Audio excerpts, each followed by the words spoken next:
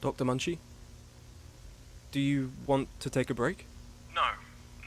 Let us continue. You were asking about, Simon Jarrett. Yes, you mentioned that bringing him back to life led to the development of artificial intuition. He was your motivation to basically change the world of robotics. Could you possibly elaborate on this? Look, it's a good story. It was almost turned into a movie at one point.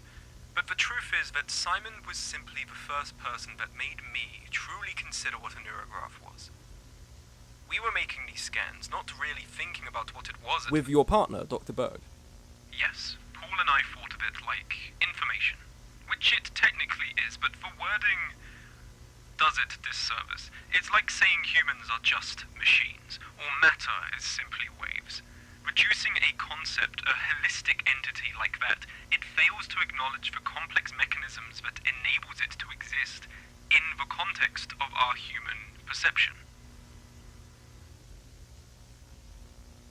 What is your expertise, Mr. Mackerel? My what? Sorry? Your particular strand of journalism. Do you often write about artificial intelligence? I write human interest stories. You mean those stories about people saving cats or running the soup kitchen?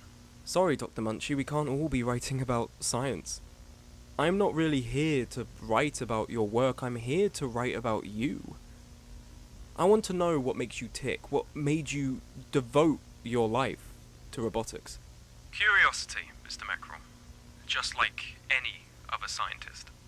I'm not the angst-filled doctor desperately looking for a way to bring back his long-lost friend that many seem to think I am. It's true, yes, Simon was my first test subject, and he died. And it was sad, but it wasn't life-changing. Ultimately, the work Paul and I did in Toronto was extensive, and there were many steps between the first neurograph and the development of artificial intuition. So your work has been constant, okay. No surprises? No surprises, no. What about the death of your partner, Dr. Berg? I don't really want to talk about Paul. You were lifelong partners. Work has been constant. Life hasn't. Would you bring Paul back? What? Well, you were saying your work wasn't fueled by the need to bring back Simon Jarrett, so I was just thinking, I don't know, maybe did you ever have some thoughts about Paul? You can't bring back the dead. I know that. I do know that. I was just thinking, theoretically, what if you put his brain scan into a computer or a robot? Wouldn't something like that be possible, in theory, purely in theory? In its truest sense, no. No, there is no way to build a human, for we are a process, a continuation within the greater context of a living world. You are not just your mind, but your body and the experiences of the two in tandem, in a certain time, in a certain place. Now, could we make a machine think it's Simon or think it's Paul? Perhaps, yes, but it wouldn't be them.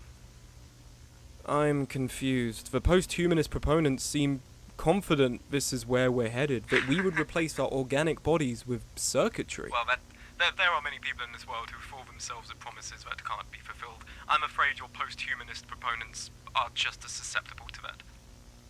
Is there something like good enough? In terms of being human? Yes. Theoretically. Purely theoretically, if you somehow were able to activate a neuroscan in a way that it would continue to project the subject's subjective experience and feed it back, could we possibly sustain an intelligence that thinks it is Simon or whoever? Yes, we could. The problem, however, is that the mind is simply not the whole human. Think about what would happen when he realizes he no longer has the body that he identifies with, and that he is in a place or a time that doesn't fit with his continuing timeline. If he didn't go mad on the spot, he would simply have to surrender to the fact he is something completely new. He wouldn't be human. He would be a new entity thinking he was Simon. What if Simon, or Paul, or whoever, stuck in a robot shell, what if they claimed to be happy? Would that mean nothing? Look, I realise he wouldn't be strictly human, I understand that, but if he said he was happy, and you accepted him as a being. Sympathy doesn't stop at our own species, right? I would say, I love my wife very much.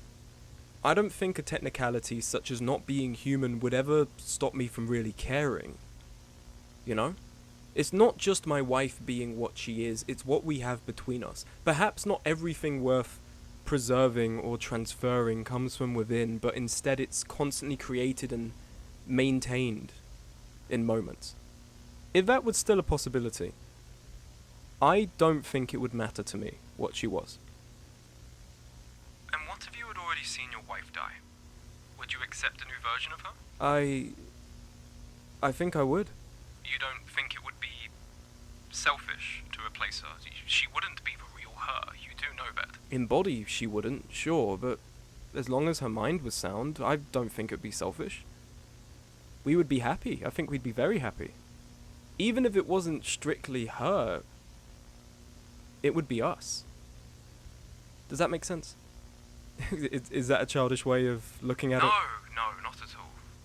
It's just, it just merely shows how complicated it all is. Is there anything else, Mr. Mackerel? No, I think I have enough to make an article. A short one, maybe. Yeah.